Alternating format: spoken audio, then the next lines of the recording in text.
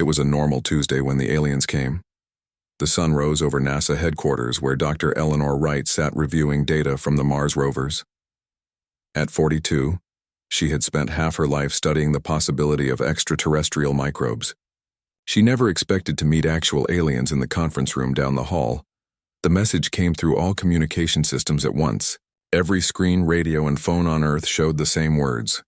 We request immediate audience with Earth leadership. This is not a threat. This is desperation. When the aliens materialized in room 7B, they did not look like the movies had promised. 3 tall figures with smooth gray skin stood perfectly still. They had 4 arms each and large eyes that never seemed to blink. Their mouths didn't move when they spoke through a small floating device. We are the Galactic Concordat, the translator device said. We represent 17 species united across 12,000 star systems, and we are losing a war. President Samantha Foster arrived within hours, surrounded by security agents and scientific advisors. Dr. Wright was called in for her expertise. The room felt too small for the weight of what was happening. Why come to us? The president asked. We haven't even reached our nearest neighboring star. The tallest alien stepped forward. I am Commander Zix Talar. For 300 years we have fought the Void Swarm. They consume entire planets. They adapt to our weapons. They learn our strategies. We are dying. The alien paused, its large eyes focusing on the humans. Your species represents our final, tactical option, our last resort. The room fell silent. Dr. Wright leaned forward. I don't understand. What can we possibly offer against an enemy you've fought for centuries? The aliens exchanged looks before Commander Zix Talar answered. Chaos. Unpredictability. Your military history shows a capacity for illogical action that succeeds against all probability. The Void Swarm cannot predict what makes no logical sense. President Foster laughed, then realized the alien was serious. You're saying you want our help because we're unpredictable? We have watched your wars, the alien said.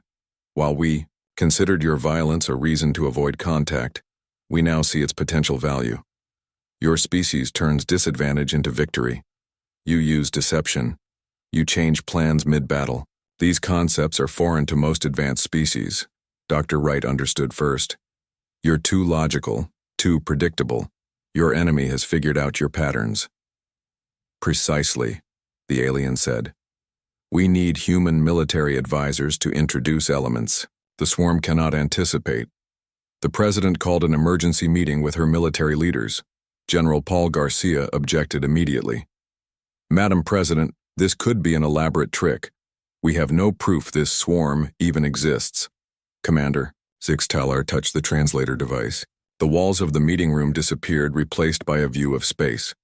A massive darkness moved across the stars, consuming everything in its path. As they watched, a planet crumbled, its pieces drawn into the blackness. That was 8 days ago, the alien said. The Kelnar system. Population, 6,400,000,000. The room fell silent again. If we help you, President Foster said finally, what do we get in return? Knowledge, technology, protection, full membership in the Concordat, which your species would not qualify for otherwise for at least 500 years. 3 days later, the president announced to a shocked world that Earth was joining an interstellar alliance. Public reaction ranged from celebration to panic. Religious leaders declared it the end times. Scientists called it humanity's greatest opportunity. Major Alan Blackwood was fishing when they found him. 2 government agents in black suits stood on the shore looking out of place beside the quiet lake. The president is requesting your presence, Major, one said. Blackwood sighed. At 48, he had hoped retirement would stick this time. What's so important that it couldn't wait until I caught dinner? Aliens, sir. Within days, a special team assembled. Dr. Olivia Reyes, whose game theory work had revolutionized military strategy. Commander Patrick Donnelly, whose naval tactics were studied at academies worldwide. William Carter, who had trained guerrilla fighters on 3 continents before retiring to teach mathematics. And Major Blackwood, whose unconventional approaches had either saved lives or caused headaches depending on who you asked. This is everyone? Blackwood asked, looking at the small team. Quality over quantity, President Foster explained. The aliens were specific. They don't need our technology or our numbers. They need our thinking. The team boarded the alien ship the next day. As Earth shrank behind them, Dr. Reyes turned to Blackwood. Do you think we can really help them win a war they've been losing for centuries? Blackwood watched the stars stretch as the ship accelerated beyond anything humans had ever built. I don't know, but we've always been good at surprising people. Might as well surprise some aliens, too. The Concordat flagship was massive beyond comprehension, a city floating through space. Thousands of aliens from different species moved with perfect coordination. Everything was clean, efficient, logical. When the humans walked into the command center, the aliens stared. Some with curiosity, others with obvious disgust. They look at us like we're cavemen, Carter whispered. To them, we are, Commander Donnelly replied. A blue-skinned alien approached them. I am Sub-Commander Ethvar of the Lintari. I will be your liaison. Its voice came through with a hint of distaste. Though I question the wisdom of bringing primitives into our most sensitive operations. Commander Zix Talar joined them. Show our human allies the current battle projections. A three-dimensional map appeared, showing thousands of ships in formation against a growing darkness. The swarm advances through the Proxima system, Ethvar explained.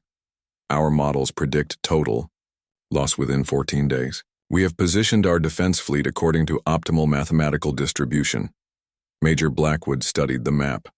And let me guess, you've used this same optimal strategy before? Of course, the alien replied. It is the most efficient approach. And how many times has it failed? The alien hesitated. 17 consecutive engagements. Then maybe it's time to try something completely stupid, Blackwood said with a smile. Something no logical species would ever consider. The aliens looked at each other in confusion. For the first time in 300 years, something unpredictable was about to happen in their war. The humans had arrived. The Concordat Command Center buzzed with activity. Screens showed thousands of ships moving in perfect formations. To human eyes, it looked like a beautiful dance.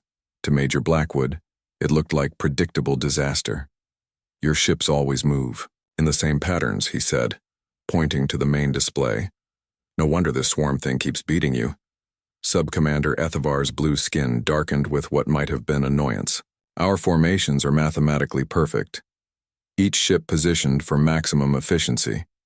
And maximum predictability, Dr. Reyes added, studying the battle records.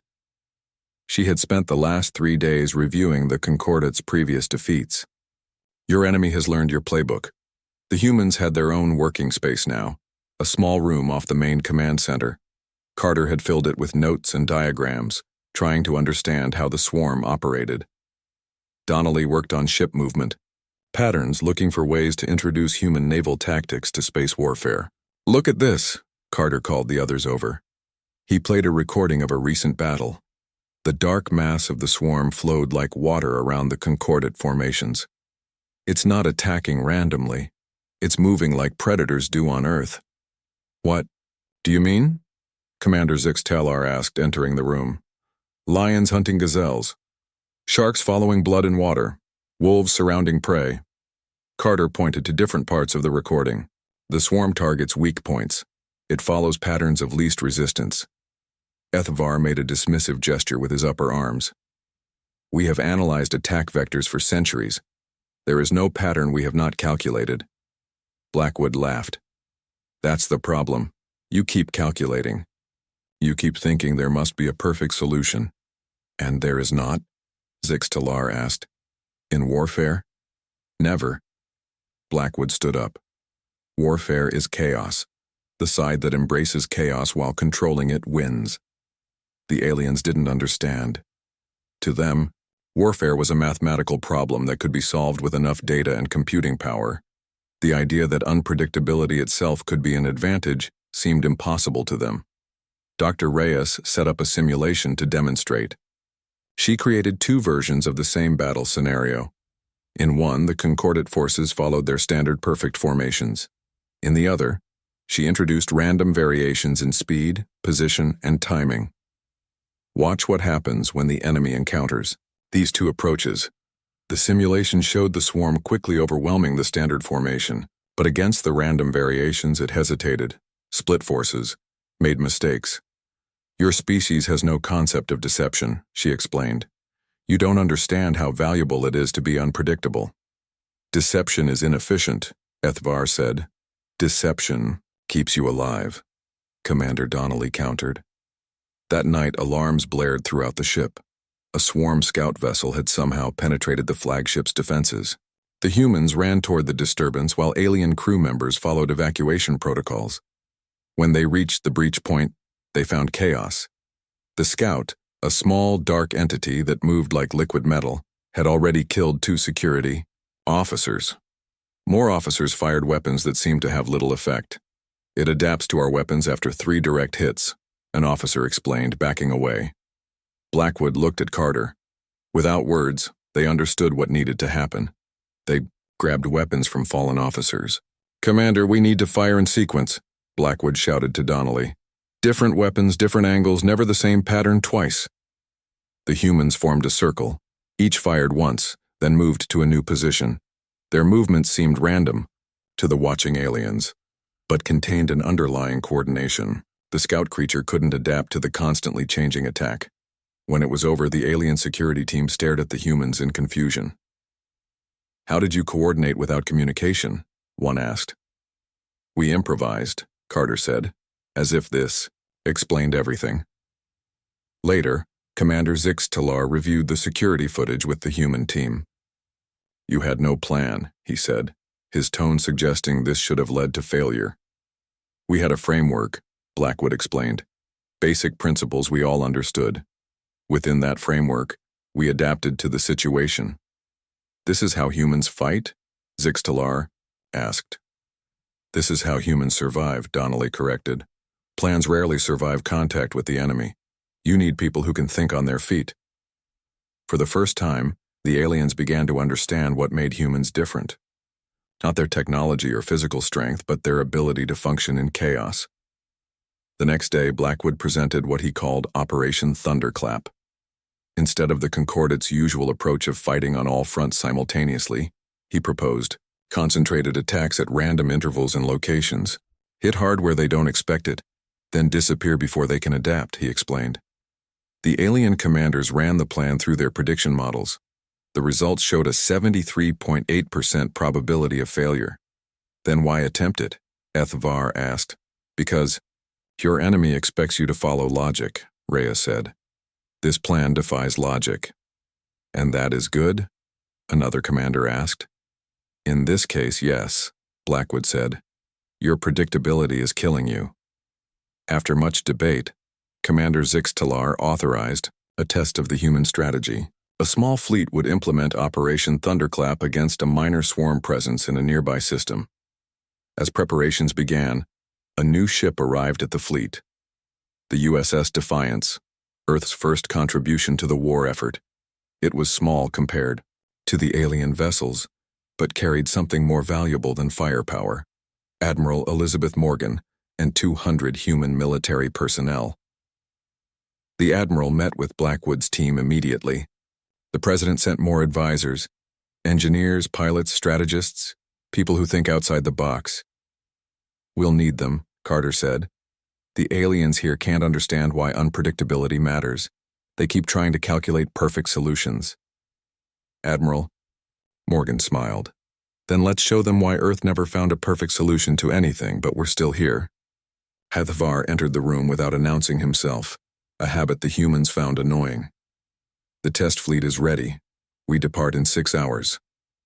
"I want humans on those ships," Blackwood said, embedded throughout the fleet. The alien commander's expression was unreadable. "Commander Zix Talar approved this request already, though I must register my objection. Introducing random elements to our battle plans is uncomfortable." "Warfare should be uncomfortable," Admiral Morgan said. "The moment you get comfortable, you get predictable, and then you die." As the test fleet prepared to depart, the human advisors spread throughout the ships. For the first time in 300 years, the Concordat would fight without perfect formations and calculated responses. For the first time, they would fight with human chaos on their side. The test fleet jumped into the Proxima system with no warning. 20 Concordat ships appeared near a small swarm cluster that had been consuming an outer mining colony. For the first time in centuries of warfare, the aliens didn't announce their arrival with a formal challenge. "Why would you ever announce your attack?" Admiral Morgan had asked during planning. The aliens had no answer that made sense to human ears. The first strike caught the swarm completely unprepared. The Concordat ships, guided by human advisors, hit from multiple angles with constantly changing weapon configurations. They moved in patterns that seemed random but contained hidden coordination. "Keep changing speeds," Major Blackwood ordered from the command ship. "Never maintain the same formation for more than 40 seconds. HFY watched with growing fascination as the battle unfolded. The swarm, used to the precise movements of Concordat ships, struggled to counter the erratic attack patterns.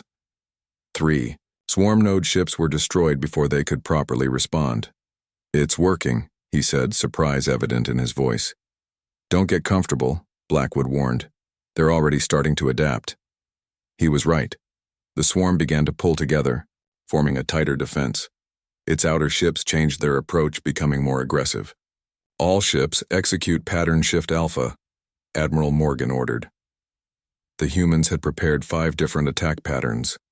Each fleet commander knew only their own pattern and when to switch to it.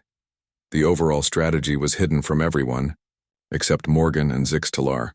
As the fleet suddenly changed its entire approach, the swarm once again fell into disarray. Ships that had been adapting to one pattern now faced something completely different. "The swarm is retreating," a sensor officer announced. The dark mass was pulling back, abandoning the mining colony. The command center erupted in cheers. For the first time in decades, the Concordat had won a clear victory. Even HFY seemed moved, his usually rigid posture relaxing slightly. "I did not expect success," he admitted to Blackwood. "That's the point," the major replied. "Neither, did they?" The victory brought new respect for the human advisors. Word spread quickly through the Concordat fleet. If humans could help win one battle, perhaps they could win more. Admiral Morgan moved quickly to build on their success. "We need to expand Operation Thunderclap, hit multiple swarm clusters before they can communicate and adapt." Commander Zixtalar agreed, but many Concordat officers remained skeptical. They had spent centuries following precise battle protocols. The human approach felt wrong to them, messy, inefficient, lacking proper order. "There is a division forming in our command structure," Zixtalar confided to Admiral Morgan. "Many believe we should return to traditional tactics now that we have seen what works against the swarm." "But it doesn't work," Dr. Reyes interjected. She had been analyzing battle data nonstop since their victory. What worked was unpredictability. "If you go back to your old patterns, you'll lose again." Not everyone was convinced. When the second phase of Operation Thunderclap launched against a larger swarm presence, the results were mixed. Some Concordat commanders reverted to familiar tactics mid-battle. Others followed the human plans too rigidly, creating new patterns the swarm quickly identified. "We're losing the advantage," Carter warned, reviewing footage of the latest engagement. "They're adapting because our execution became too systematic." Dr. Reyes proposed a radical solution: give battlefield commanders autonomy to make decisions without central approval. The concept horrified the Concordat leadership. Their entire military structure was built on perfect coordination and central control. The idea of commanders making independent decisions seemed like a recipe for chaos. "That is exactly what we need," Admiral Morgan argued. "Controlled chaos, unpredictability at every level." While the debate raged, Carter worked with Concordat scientists to better understand the swarm's nature. By studying its communication patterns, he discovered it used electromagnetic pulses to coordinate its actions, a kind of hive mind network. "We might be able to disrupt their communication," he told Blackwood. "Create a window where they can't coordinate." Before they could develop this idea further, the swarm launched a massive counter-offensive. 3 concordant worlds came under simultaneous attack. The Alliance was forced into retreat across multiple fronts. Casualties mounted. Ships were lost. For a moment it seemed the brief success of Operation Thunderclap had only angered the enemy, provoking an even stronger response. In the midst of the crisis, Admiral Morgan called an emergency meeting with the human advisors and key concordant leaders. "We need to hit them at their center," Blackwood said, pointing to the largest concentration of swarm ships. "The node vessels, the ones Carter identified as communication hubs. That would be suicide," HFY said. "No ship has ever penetrated that deep into a swarm cluster and returned." "Then we don't plan to return," Blackwood said quietly. The room fell silent. Admiral Morgan understood immediately. "You're talking about a one-way mission." "I've been analyzing their behavior," Carter explained. "The node ships are critical to their coordination. If we can plant disruptors on or near those ships, we might be able to break their communication network." "And who would volunteer for such a mission?" Commander Zixtalar asked. "I will," Blackwood said without hesitation. "As will I," Carter added. Admiral Morgan nodded. "We'll need your best pilots," she told the concordant leaders. "People who can think on their feet when plans fall apart." To everyone's surprise, HFY stepped forward. "I will join this mission," he announced. When others stared, he added, "I have learned that your unpredictability is not primitive. It is necessary." Over the next 3 days, a special team formed. 6 small ships were modified to carry Carter's disruption devices. Each would target a different node vessel in the main swarm cluster. The mission was called Operation Final Strike, a name that acknowledged its likely outcome. Most of those volunteering did not expect to return. The night before launch, Blackwood found HFY in the observation deck staring at the stars. "Why did you volunteer?" Blackwood asked. "You were our biggest critic when we arrived." The alien was quiet for a long moment. "My homeworld was the first to fall to the swarm. I have followed every protocol, every perfect strategy for 200 years, and we kept losing." He turned to face Blackwood. "Your species does not calculate probabilities, you defy them. Tomorrow I wish to defy them as well." As the small strike force prepared for departure, Admiral Morgan addressed them one last time. "They called us their last resort," she said. "Let's show them why." 6 small ships left the concordant fleet in the early hours of what humans would call morning. In space there was no day or night, but the human crew members still kept Earth time. It gave them a sense of normalcy in a situation that was anything but normal. Blackwood piloted the lead ship with HFY as his co-pilot. Carter was on the second ship with a Lintari engineer. The other 4 carried mixed crews of humans and aliens who had volunteered for what everyone called the impossible mission. Their ships had been modified to emit electromagnetic signatures similar to swarm vessels. It was Carter's idea, to hide among the enemy by pretending to be the enemy. "Remember, maintain radio silence once we enter swarm territory," Blackwood reminded the other ships. "Use only the coded light signals we practiced."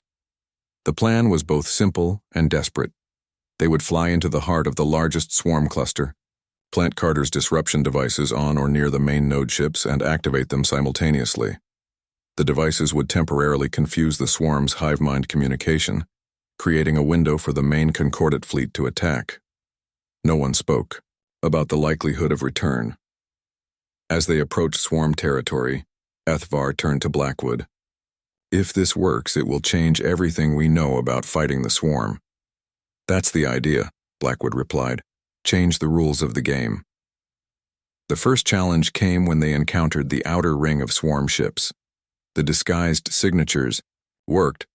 The swarm vessels didn't immediately attack, but they did approach to investigate. "Hold course," Blackwood instructed the fleet. "Act like you belong here." A massive swarm ship passed directly over them, so close they could see the strange shifting patterns on its surface. For a tense minute it seemed to study them. Then it moved on. "It worked." Carter's voice came through on a brief encrypted transmission. They think we're part of the swarm. Deeper they went into enemy territory, passing hundreds of swarm vessels. The humans had never seen the enemy in such numbers. The swarm wasn't just a fleet. It was a vast living network. "Look at how they move," HFY whispered, though there was no need for whispering in space. Like cells in a single organism. 5 hours into the mission, they reached the center of the cluster. Here floated the largest node ships, massive, pulsing entities that coordinated the swarm's actions. "Begin approach to targets," Blackwood ordered. Each ship had been assigned a specific node to target. As they moved into position, an alarm sounded on Blackwood's ship. A swarm vessel was approaching rapidly. "They've made us," Carter warned through the emergency channel. "All ships, proceed to targets immediately," Blackwood ordered. "Deploy devices at any cost." The carefully coordinated plan dissolved into chaos. Swarm ships converged on the intruders, but not in the organized way they normally fought. They seemed confused by the mixed signals they were receiving. Blackwood's ship took a direct hit. Warning lights flashed across the control panel. "Engine stability failing," HFY reported calmly. "We will lose propulsion in approximately 2 minutes." "That's all we need," Blackwood said, pushing the damaged ship toward their target. "Get the device ready." Across the battlefield, the other teams faced similar challenges. The third ship exploded completely. The fourth managed to reach its target but stopped responding. Carter's ship was being pursued by 3 swarm vessels but continued toward its objective. Blackwood's ship limped to within deployment range of their target, the largest node ship in the cluster. It pulsed with strange energy, its surface constantly shifting. "Now," he told HFY, the alien activated the deployment system. Their disruption device shot out toward the node ship, attaching to its surface with magnetic clamps. "Device attached and activated," HFY confirmed. "Carter, status?" Blackwood called through the emergency channel. "Device deployed," Carter's voice came back, filled with static. "Ship heavily damaged. We won't make it out." "Roger that," Blackwood replied. There was no point in false hope. "What about the others?" One by one, the remaining ships reported. 4 of the 6 devices had been successfully deployed. It would have to be enough. "All ships, activate disruption sequence on my mark," Blackwood ordered. 3, 2, 1, mark. Across the swarm cluster, the 4 devices activated simultaneously. The effect was immediate and dramatic. The node ships convulsed as if in pain. The surrounding swarm vessels began moving erratically, some colliding with each other. "It's working," HFY said, watching the chaos spread through the swarm network. Back at the Concordat fleet, Admiral Morgan watched the sensor readings with growing excitement. The swarm's coordinated movements were breaking down across all fronts. "The disruption is working," she told Commander Zix Talar. "This is our chance. All ships, attack now." The Concordat fleet, which had been strategically withdrawing for days, suddenly reversed course. They struck the disorganized swarm with everything they had. In the heart of the swarm, Blackwood's ship drifted with minimal power. The damage was too severe to attempt an escape. "Look at this," HFY said suddenly, pointing to a sensor screen. The node ship they had targeted was emitting a strange pattern of electromagnetic pulses. "Carter, are you seeing this?" Blackwood transmitted. "Yes," Carter's voice came back weakly. "It's not random, there's a pattern to it." "What kind of pattern?" I think it's trying to communicate with us." The revelation stunned them both. The swarm, which had been viewed as a mindless, consuming force, might possess some form of consciousness. Blackwood watched the pulses on the screen. "Can you translate any of it?" "Not precisely," Carter replied. "But it's definitely organized information. This isn't mindless static." Before they could investigate further, a new wave of swarm ships surrounded them. But instead of attacking, the ships held position, seemingly studying the human vessels. "They're curious," HFY observed. Blackwood started to respond when the ship's final power reserves failed. The lights went out and emergency systems engaged. "Transmit everything we've learned to the fleet," he ordered. They need to know the swarm might be sentient. As their oxygen slowly depleted, Blackwood and HFY watched the strange dance of swarm ships outside their viewport. In the distance, the battle raged as the Concordate fleet pressed their advantage against the disorganized enemy. "We may die here," HFY said, "but we have changed the course of this war."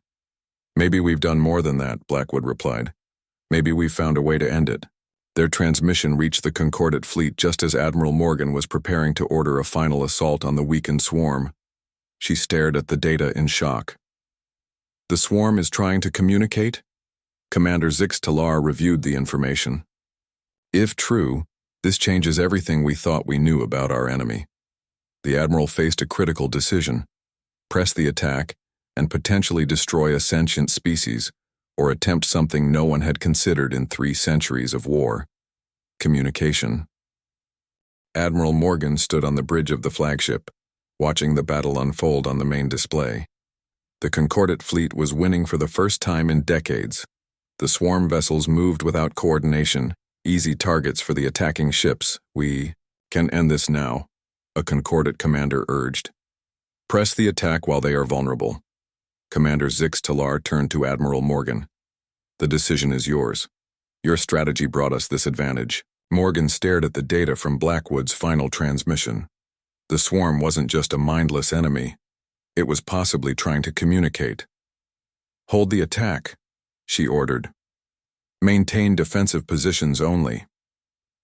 A shocked silence fell over the bridge. "Admiral, with respect, we may never have this opportunity again," the Concordate commander protested. "If Blackwood and Carter are right, we're not fighting monsters," Morgan replied.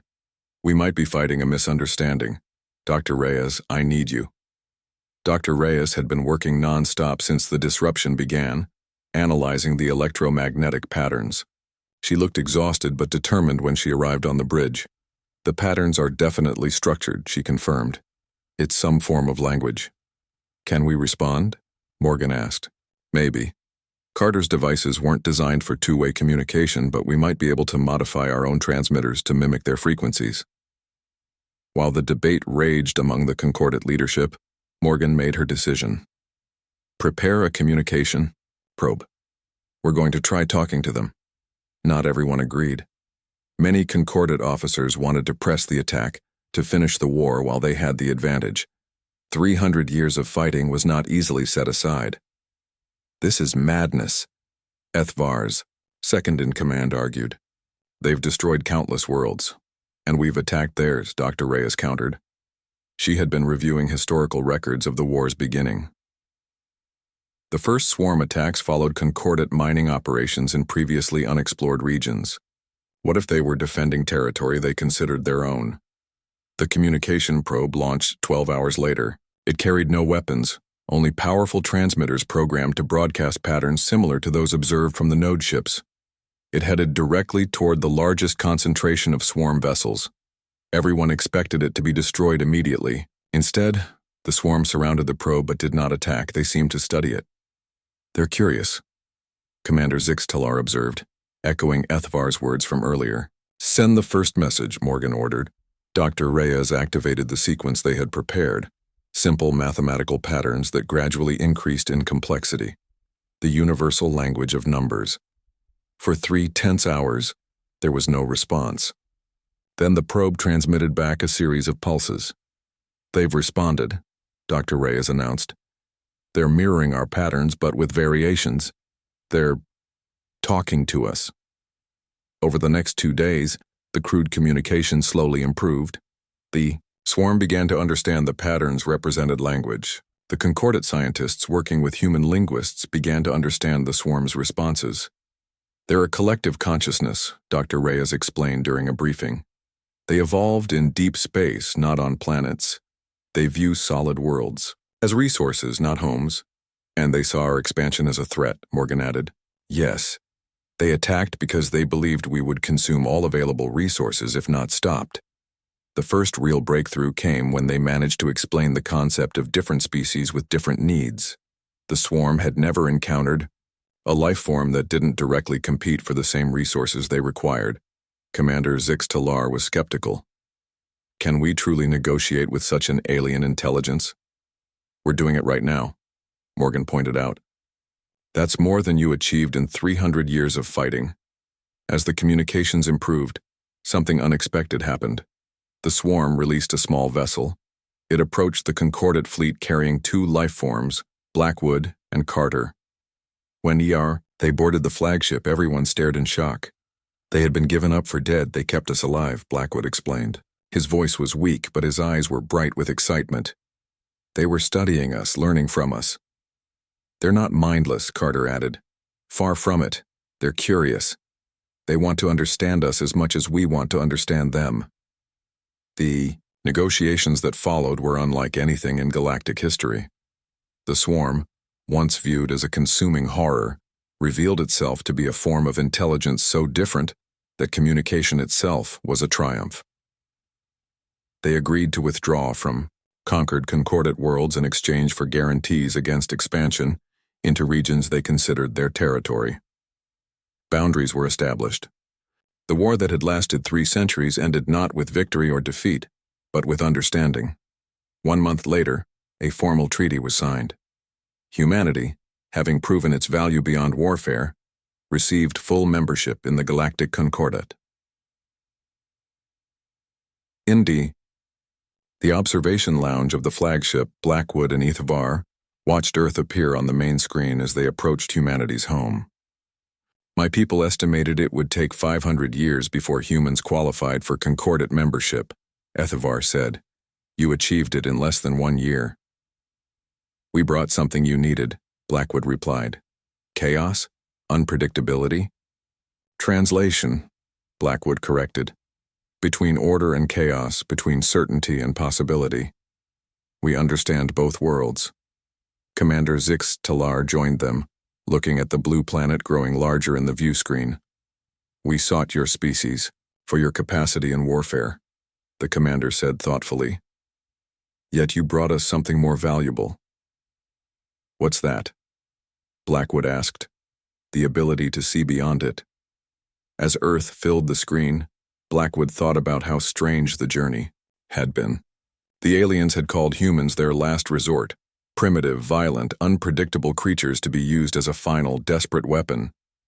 Instead, humanity had shown them that sometimes the greatest victory comes not from fighting well, but from knowing when to stop fighting altogether.